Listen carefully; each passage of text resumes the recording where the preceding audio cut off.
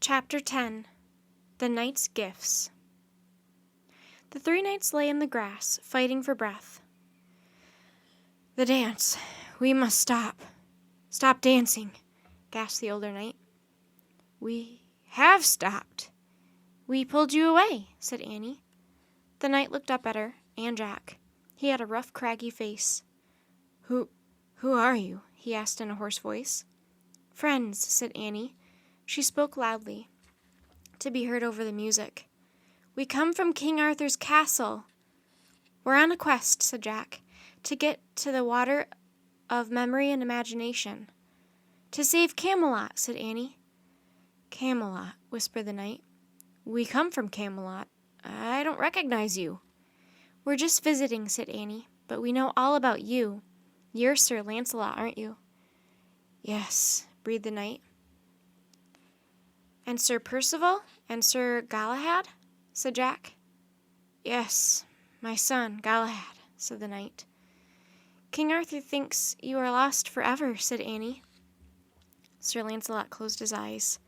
"The dance," he said. "It made us forget." "I know," said Jack. "The dancers must be the keepers of the cauldron. You can't get past them without getting caught up in their dance." "Father, we must find the water." Sir Galahad tried to sit up, but he was too weary. He lay back in the grass. "That's okay, we're here now," said Annie. "You should all rest."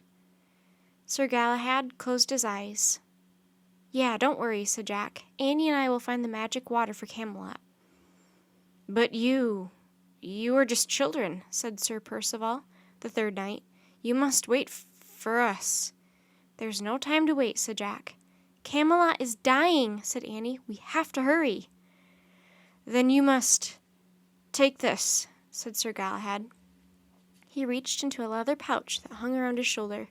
He took out a silver cup. With a trembling hand, the young knight gave the cup to Annie. "A cup," she said. "Take this too," said Sir Percival. He pulled a small wooden box from a bag that hung from his belt. He handed it to Jack. Jack opened the lid.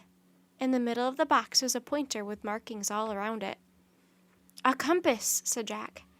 "And this?" said Sir Lancelot. He took a silk cord from around his neck. A glass key hung from the cord. "A key," whispered Annie. Lancelot handed the key to Annie. She and Jack looked at it closely. Then Annie hung it around her neck. When she turned back, all the knights were fast asleep. "Sweet dreams," Annie said gently. "You guys need a long nap." Jack and Annie stood up. "I think we have all our gifts now," Jack said, "but I'd better make sure." He hurried to get his backpack. It was lying in the grass near the knight's swords. He pulled out his notebook and read the second rhyme. "4 gifts you will need, the first from me, then a cup, a compass, and finally a key." "Great," said Annie. "We got the cloak from the Christmas night and the other 3 gifts from them. This quest is really easy." Jack shook his head. "It's not over yet," he said. "We still have to find the cauldron with the water of memory and imagination." "We'll find it," said Annie. "Read the 3rd rhyme." Jack looked in his notebook and read the 3rd rhyme aloud. "If you survive to complete your quest, the secret door lies to the west." "No problem," said Annie. "We survived the guards and the dance. Now the compass can show us how to go west, and the key will unlock the secret door, and will fill the cup with water from the cauldron. See, it's all easy." Jack still felt worried. A little too easy, he thought. "What are we waiting for?" said Annie. "Let's go." Jack looked down at the compass. "Okay," he said. "The pointer's pointing north, so west must be that way." He pointed left toward a thicket of bushes and small trees. "Great," said Annie. "Here, carry the cup in your pack." Jack put his notebook and the silver cup into his pack. Then he and Annie started into the thicket. They ducked under branches and pushed past bushes. Thorns scraped their hands. Twigs snapped against their faces. Jack kept checking the compass. Could they really be searching in the right place? He wondered. What kind of door would they find in a tangled thicket? "Listen," said Annie. "It's so quiet now." The thicket had grown eerily silent. No birds called from the bushes. No music could be heard in the distance. Jack checked the compass once more. "It says we're still going west," he said. "I just hope this thing works." "It works," said Annie quietly.